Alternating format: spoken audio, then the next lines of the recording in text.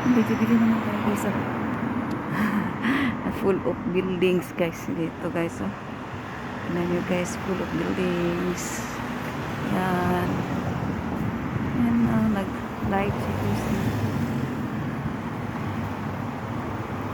Have to stop guys. Okay. Ganun siya guys. Yan ang mga buildings dito guys. Napakataas. Ayan siya guys.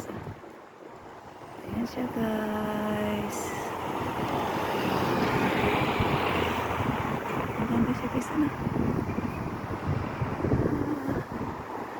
Ayan siya guys. Oh, tingnan niyo mga buildings dito guys. Noon natatakot ako sa makatira ng ganyang haba, pero hindi ko akalain na dyan ako ilagay ni Lord. Oo. Yun pala, yun ang ganyan pa rin ang tinitirhan ko ngayon. May elevator naman. So hanggang dito na lang guys. Thank you for watching. Bye for now.